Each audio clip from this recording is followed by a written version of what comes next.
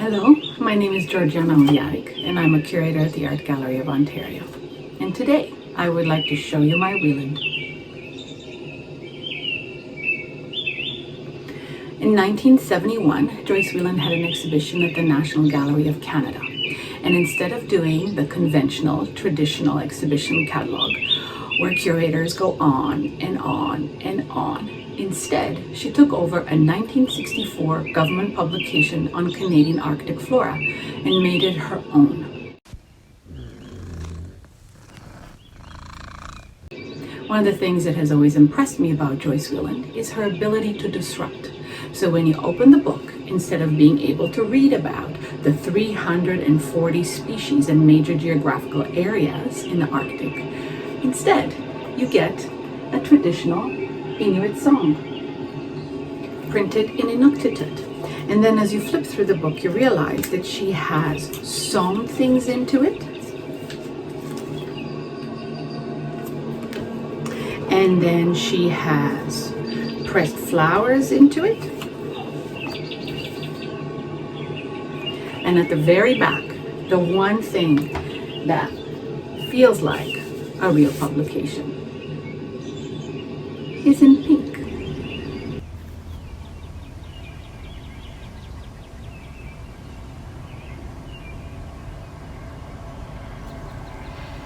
One of my favorite Joyce Wieland artworks is her O Canada quilt. Big puffy letters sing the national anthem. Each letter is backed in red cloth, like glowing hearts beating beneath the surface. It's the most squishable artwork in the Agnes Etherington Art Center's collection. You just want to give it a hug and a squeeze for all of its playful complicating of nationalisms, feminisms, so-called fine art and craft. The Old Canada quilt was in Joyce Wieland's 1971 exhibition True Patriot Love at the National Gallery of Canada. From there, it hung for years, a local favorite in the Kingston, Ontario restaurant, Chez Piggy. It even took on new color in that heady environment of smoking cigarettes and talking over food. Joyce Wieland's O Canada quilt continues to instigate conversations.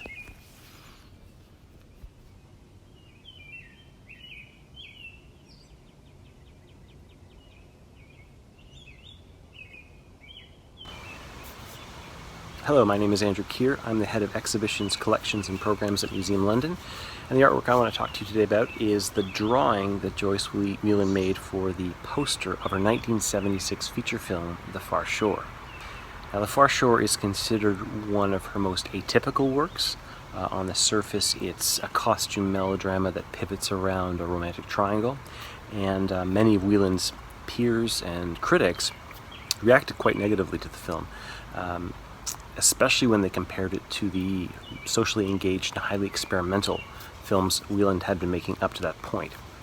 But I don't think that's fair. I think The Far Shore is a complex exploration of sincerity and irony that embeds a feminist ethics within the country's patriarchal art history.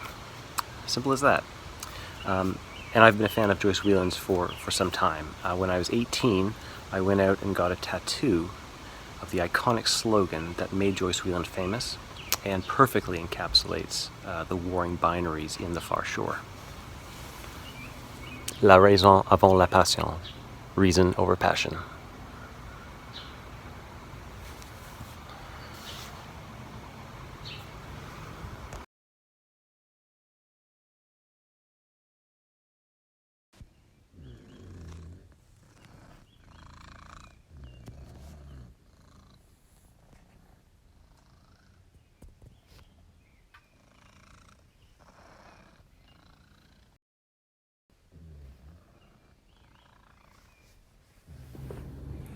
O Wieland, O Canada. Wieland's lithograph features markings of her mouth, made while she sang, so to speak, the national anthem in English. That seems straightforward enough. But has anyone out there tried to confirm the concordance between sound and image? I remember years ago standing in a gallery trying to reconcile words or syllables to those mouthings, but to no avail. Today I tried to mimic Wieland. I put on lipstick and planted my lip marks, albeit directly onto paper. It's my lipograph. You quickly become aware of how complex it is to lip the words, and even become more doubtful that absolute one-to-one mapping had occurred in Wieland's work. In the anthem version that inspired her, there are 63 words, but a full 5 additional marks in her print. So, was she basically just paying lip service to anthem jingoism? It would have been in character for her to engage in such subversion, to dissemble for subtle but powerful effect. And I have to think that today, 50 years on, considering the issues that continue to haunt Canadian society, is an approach that remains salient.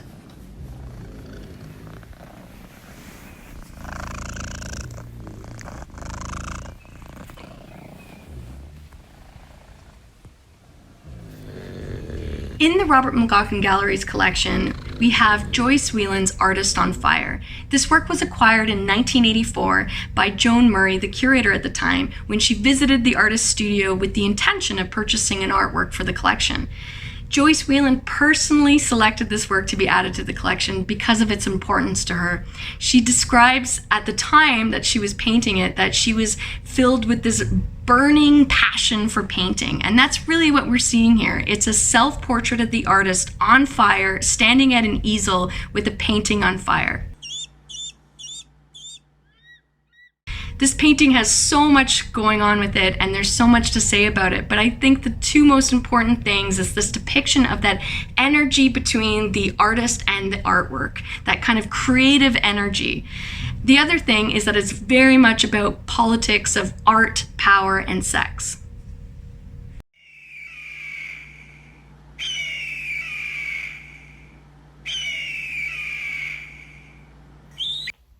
Hello, I'm really excited to share with you a painting by Joyce Wieland entitled Celebration. The Montreal Museum of Art just very recently acquired this work, and it's a painting that comes from late in the artist's career. At the same time, I think its history might allow us to better understand perhaps where some of Wieland's quirkiness and sense of humor might come from. It was a painting made for the Pantages Theatre in Toronto, now called the Ed Mirvish Theatre, which has its roots in vaudeville in the 1920s. Its founder had come to Canada during the Klondike Gold Rush and actually went on to establish one of North America's most successful booking companies for vaudeville performers as well as for cinema. By coincidence, at the time, Wieland was learning about her own personal history, having been orphaned at a young age. And she discovered there were in fact 3 generations of vaudeville or circus artists and performers in the Wieland family. The painting celebrates these rich and converging histories, and the artist uses this almost saccharine palette to create a lively rhythm with these fantastic floating figures that bespeak the exuberant and I think expressly Canadian subject matter in which Wieland reveled. By the way, if you're wondering what it is framed behind me, these are intricately embroidered antique bibs. I'm recording in my kitchen, so I decided that Joyce Wieland might, or I hope would have approved of celebrating these beautiful objects made by women's hands.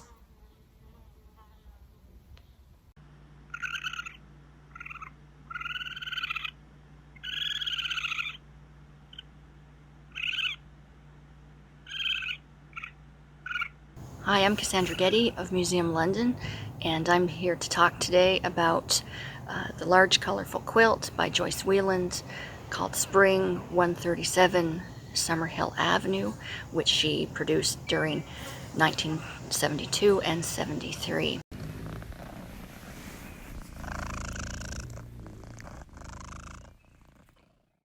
It's one of her well-known textile works, which is fresh, colorful, humorous, and injected new energy into a somewhat stuffy Canadian art history canon at the time. She was a cultural activist, and this is source material for today's craftivism. This work records the fact that in November 1971, she and her husband, Michael Snow, moved back to Toronto from New York. So this would have been made just a few months after they relocated. And it was a time of great personal and professional sense of empowerment for her.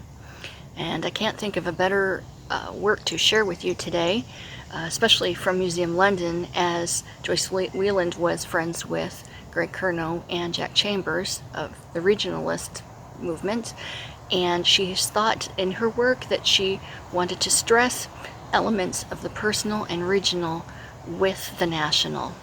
And so enjoy, I hope you do.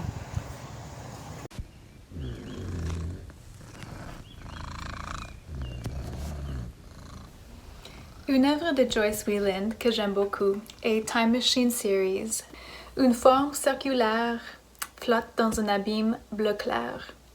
Les taches et les gouttes en jaune et rose font vers le bas de l'ovale. L'image évoque le corps féminin, le sang, la vie, la mort, la joie, la douleur. Est-ce que c'est une vue microscopique de l'ovulation, de la conception, ou plutôt est-ce qu'il s'agit d'un sujet cosmique, universel, la création de l'univers? Wieland a peint ce tableau dans son premier studio à elle-même. C'était dans le coach house de ses amis à Yorkville, un coin chic de Toronto. Enfin, elle était loin de la maison et loin des travaux ménagers, attendus d'une femme à l'époque. Enfin, elle a eu de l'espace pour bouger, pour danser et pour faire des tableaux énormes.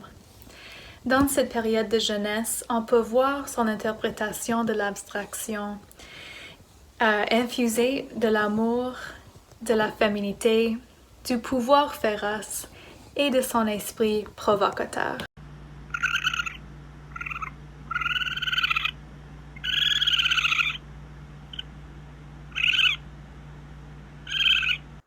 So one work that I think not too many people know about is a piece of public art called Défendez la Terre, Defend the Earth from 1972-73, and is actually commissioned by the National Science Library here in Ottawa. It's approximately 6 feet tall and 23 feet long, and it's a quilted assemblage. And the words Défendez la Terre, Defend the Earth, are written in these huge letters that are sort of wiggly, and it reminds me actually of flowing water. And the background is stitched and zoned like a topographical map. And there's sort of flower pillows that are on top of all this in delicate blues, purples, and pale turquoise. And I think those delicate colors and the textures of this piece speak to the fragility of the environment, which I think is also a very appropriate message for the function of the building and the people who are working in that building, where in the National Science Library, sciences can play a huge part in measuring and conserving the resources of Canada.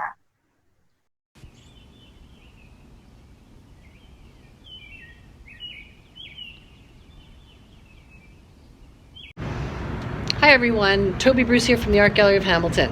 It's Joyce Wieland Day. Okay, you want Wielands? We've got Wielands. In fact, we've got 7 Wielands on display right now in the gallery.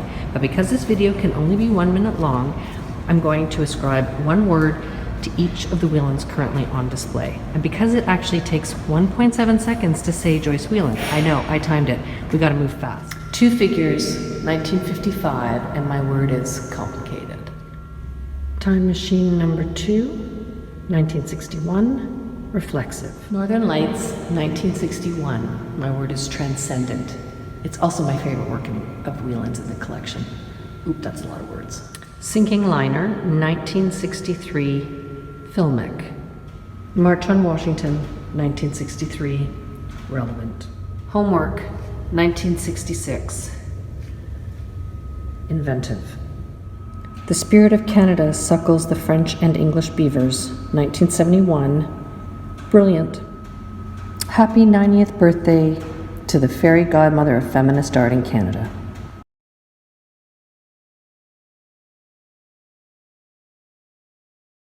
One of the aspects of Joyce Wieland's work that's always stood out to me is actually her experimental film called Rat Life and Diet in North America from 1968. And it takes that kind of animal story or fable and really takes a political spin on it, for it shows us a group of rats who are held captive in the United States and by their cat jailer. And unfortunately, cats always get short shrift in these kinds of things, but there you have it. And these rats, managed to break free and escape to Canada, to a more peaceable or at least alternative land. And of course, 1968, the year it was made, is really significant. You had student protests all over the world. You had the rise of the New Left and lots of anti-Vietnam demonstrations. And so the rats reaching Canada and finding asylum there, is really kind of, it speaks to a lot of people who were against the war, and particularly men who were draft dodgers who could find safe haven here in Canada. And shortly after that, Wieland and her then husband, artist Michael Snow, returned to Canada because they felt they could no longer live and work in the United States amongst this war that they just simply didn't agree with.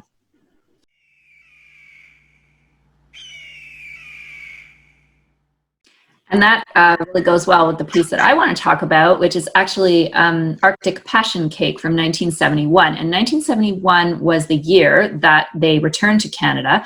And Joyce Wieland really took up this critique and pointed it towards Canadian nationalism. And this was particularly manifest in an exhibition. She was the first living female artist to have a solo exhibition at the National Gallery of Canada that year, called True Patriot Love. Sorry, I should have said my name is Catherine. And she had this beautiful cake sculpture called Arctic Passion Cake that was a site-specific piece in this show. The cake was the Arctic landscape made out of sugary icing, and it was almost 2 meters in diameter, and it really married her interest in pop art that she had picked up while living in New York, and looking at traditional female practices, and put it together and turned the Arctic, the symbol of our nation, into a consumable, sugary, sweet item, looking at how American pop culture could quickly gobble up sort of Canadian, and just pointing a critique at nationalism in general.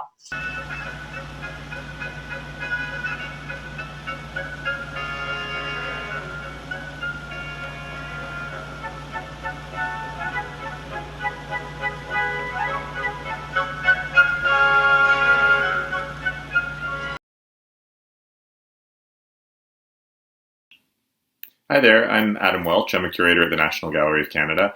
And for my Wieland pick, I've chosen a poster that advertised a film screening that was held at the Carnegie Museum of Art in Pittsburgh in 1972. Now, the screening included 3 films made by Wieland, all from the late 1960s: Cat Food, Rat Life and Diet in North America, and La Raison avant la Passion. And it seems, judging from correspondence at the Carnegie, that this selection was actually made by a really good friend of Wieland's, the experimental filmmaker Hollis Frampton, who lived in New York, where Wieland was living for most of the 1960s. The actual series was organized by the film coordinator at the Carnegie, Sally Dixon, and there's correspondence between Dixon and Wieland organizing their trip to Pittsburgh and suggesting some sites to see as well. Now, the actual poster is this great 2-color screen print in purple and kind of like an orangey red color, showing this very menacing looking cat. Cats, gerbils, other animals appear a lot in Wieland's film of this period, of this time, and in particular in Rat Life and Diet in North America, where cats and gerbils play out this kind of transnational war resistance narrative. You can see the film at the National Gallery of Canada when it reopens later this summer. It's on view in the Canadian and Indigenous galleries. Thanks so much. Bye.